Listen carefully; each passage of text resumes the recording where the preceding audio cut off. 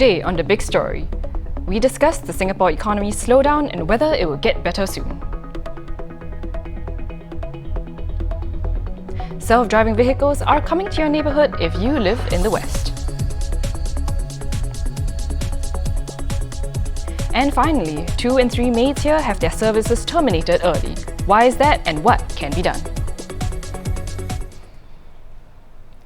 Hello and welcome to The Big Story, where we talk about the hottest topics of today right in the heart of the newsroom. I'm Kimberly Jiao, coming to you live from the Straits Times newsroom. We're going to talk about the Singapore economy today. Over the past 2 days, we have several stories that say that all is not well. This morning, the Manpower Ministry released figures to show that overall unemployment has crept up in the third quarter to its highest level since 2009. The unemployment rate in September went up by 0.1% to 2.3%. Just yesterday, the International Monetary Fund, or IMF, projected that Singapore's growth for this year will fall sharply from the 2.3% it had forecasted to just 0.5%.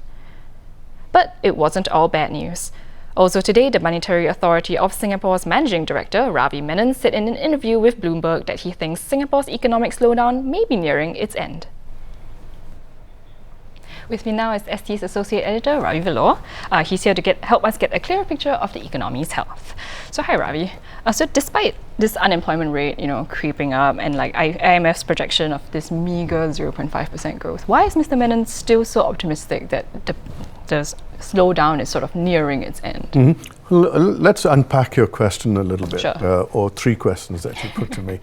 To begin with, the labour numbers. Mm-hmm. Yes, the headline numbers look alarming. But what we forget is the number of jobs that are also being created. It happens that at this point of time, there is a mismatch between the available labour supply and the demand out there for the kind of jobs that are coming up. And that is leading to this number.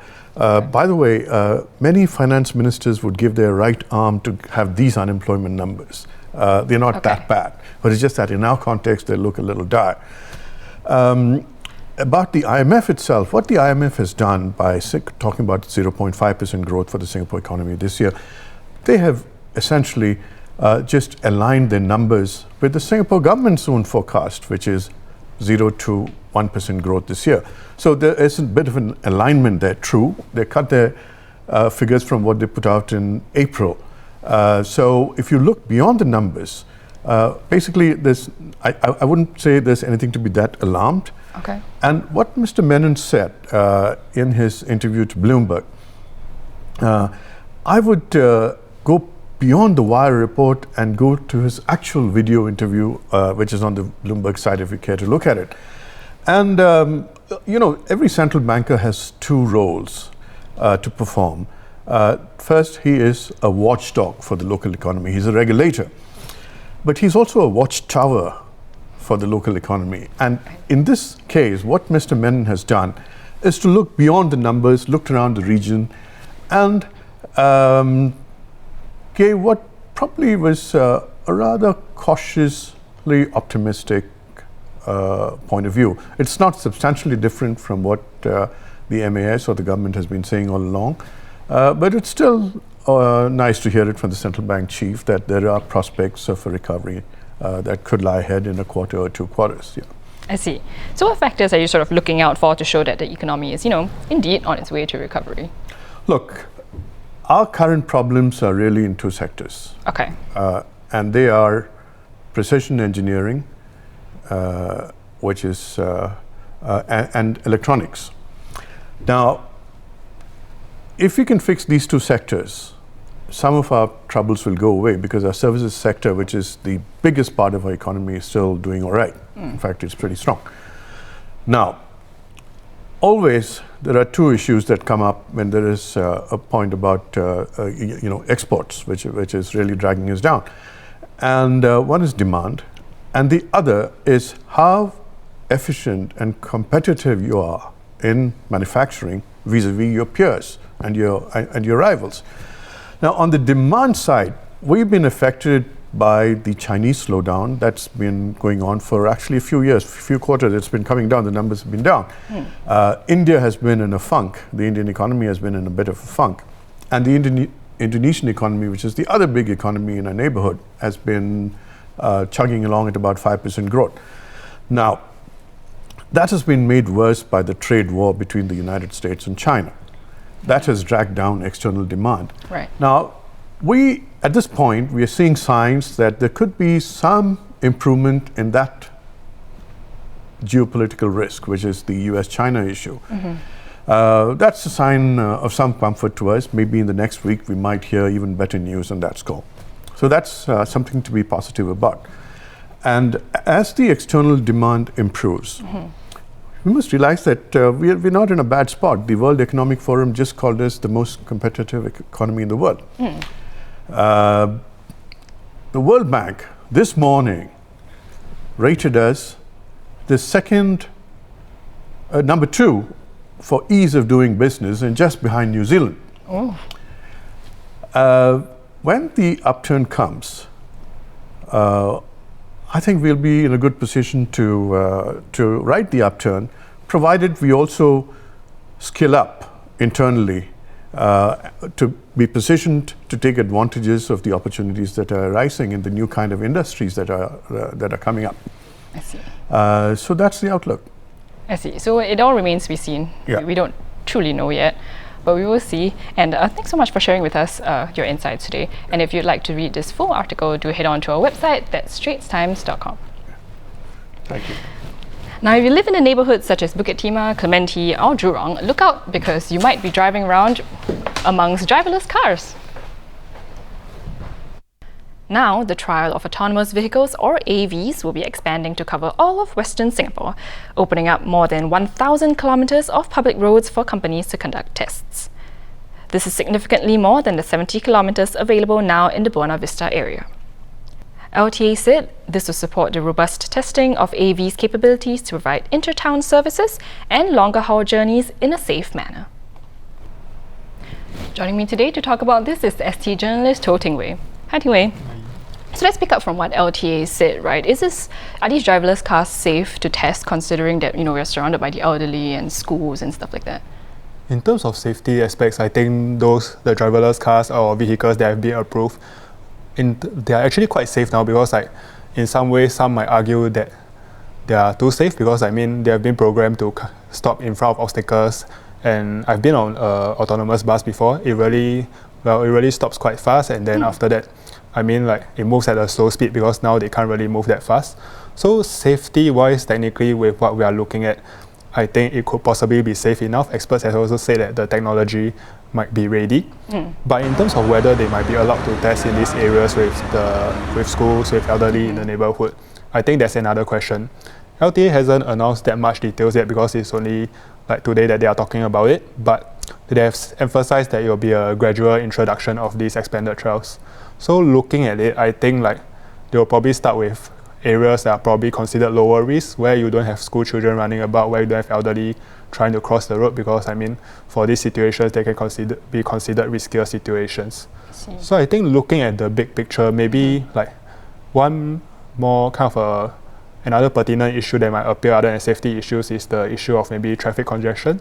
Because for these vehicles, as I mentioned, they are safe, but in terms of how they interact with human traffic, with other cars, they are not autonomous, is quite a big question that I think nobody has really managed to answer that well yet. Because let's say if your entire system is all made of autonomous vehicles, the way that they interact will be, in a way, they will be the perfect end state, because they are compatible to each other. Yeah, correct. But when you have some cars that are autonomous, and then you have human drivers, and I don't think a machine can really react as fast to what a human driver will do, because sometimes a human driver might just decide to cut lanes, might just decide to be more aggressive and stuff, and it's difficult for the machines to deal with.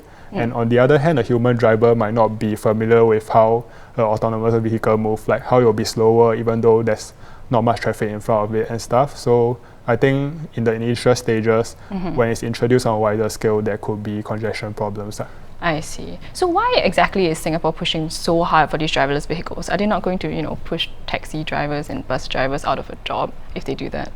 So I guess two parts to your question. So first part, in terms of why Singapore is pushing so hard, it seems in terms of manpower aspect, is a very big consideration, because looking at how like for these vehicles, they are not developed enough such that you can have them move around without drivers yet. But then in the long term, if you think about it, like if you have sort of driverless vehicles for public transport and stuff, you are reducing a lot of dependence on manpower in this particular sector. And for Singapore, we all know like there's always a question of manpower crunch. So the existing manpower, there can be other sectors to deploy to and stuff. And it won't completely replace the jobs per se, because I mean, it will be just in a way there will be some evolution of jobs. There will be need for more technicians, more engineers and stuff. And I think in the short term, when you're talking about the job prospects for, let's say, bus drivers first, like I mentioned, the technology isn't mature enough to have no drivers at the moment. So even though the buses and cars, they are branded as driverless, you'll have to have at least one guy who's called a safety operator there to making sure everything's okay. Yeah, observe the thing. So it's more of a driver there who doesn't drive. But I see. Yeah, so the jobs I don't think will be threatened anytime soon. I see. So it's gradual. We don't know yet. Thanks for sharing more with us, Ting Wei. And if you'd like to read Ting Wei's full story or keep up more with transport, do stay tuned to our website. That's straitstimes.com. So maids in Singapore, with 250,000 here, they are a mainstay for a lot of households, and many cannot do without them. But while their service is invaluable, 2 in 3 have their employment contracts cancelled before their full 2-year period is up. The problem arises when expectations from both employers and maids do not match. To help employers better retain their maids, the Manpower Ministry will start collecting more information on a maid's work experience, including her key job scope from October 2020. Then from October 2021, maid agencies will have to refund at least 50% of the service fee if a maid ends her contract within 6 months. This is to encourage maid agencies to take greater responsibility for matching employers and maids. Currently, employers pay service fees of between $300 and $1,200 when signing a contract. Joining me today is Yuan Xin, who wrote an article and an opinion piece about this today. So, hi Yuan Xin. Hi. So, are the measures that are sort of given by MOM enough to fix this problem? Yeah, I think definitely it can help to some extent, because I think right now employers have a lot of gripes with employment agencies that they used to hire such maids. They feel that they're just out to make a quick buck, because once the contract is signed, the agency takes the fees and that's the end of it. They hold no responsibility for what happens after that. So one common concern is that agents, because they are the ones who collect the information on a domestic worker's skill sets or her working experience, they may choose to exaggerate those skills, right? And you only find out that it's inaccurate when they enter your home. Ooh, where it's sort of too late because you're already hired, so to speak. Yeah, so what happens is that they will end up, either party will end up breaking in a contract because they find out that they can't work together. Right, so there's a mismatch there that's not being addressed. So you bring up actually a great point in your article, right? That the fact that hiring maids is a two-way street. So how does this MOM measurement sort of not care about or rather neglect the maids' concerns? Yeah, because I think that maybe they're looking at things from a more consumer point of view, where it's about the person and the choices that they can have. But definitely when you think about an employment relationship, right, it takes two hands to clap. So right now employers can get information on a domestic worker, such as like what her previous experience was, and this comes from a previous employer, and they can also find out like why the contract ended. But definitely as a domestic worker, you also want to find out, okay, so what will my working conditions be like, right? Will my future employer, how big is his or her house, like how much time do I have to spend? Will there be another worker in the house to help me out with the chores as well? Or even things like working conditions, right? So whether I can use my mobile phone or whether my employer will confiscate my phone. Because this can be a deal breaker, right? Because if you can't get access to such things, then you end up just deciding that you should quit. I see. So, like you mentioned in your article that one of them was told that they would have the room to stay in, but then in the end she had to sleep on a bed in front of the fridge. Yeah, right? and it's very bad because like when people woke up at night to take water and food from the fridge, she gets woken up. And can you imagine living in that kind of situation for up to 2 years? Definitely at some point you feel that this can, she can't take it. Exactly. Yeah. So instead of relying on just the MOM measures, what are the employers, what should the employers do? What kind of measures should they take in order to work things out between them? Yeah, actually I think all you need is a little bit more empathy and patience as well, because definitely at the start, for the first like 2 or 3 months, when you have a new person living and working in your home, you take you need time to get used to each other. And of course, actually, MOM does have new dispute resolution mechanisms. So you can tap on two NGOs. They are offering like free dispute resolution services. So if there's a matter that you feel that you can't work out with a domestic worker, you don't have to resort to breaking the contract immediately. You can turn to these agencies and they can try to help as well. Right, so develop a little bit of understanding and rely on the institutions that already exist. So thanks, Yuan Xin, for sharing more with us. If you'd like to read her full opinion piece, do head on to our website, that's straitstimes.com. And those were our top stories of the day. For more news and videos, do head on to our website, that's straitstimes.com. Once again, this has been Kimberly. Thank you for watching The Big Story, and we will see you tomorrow.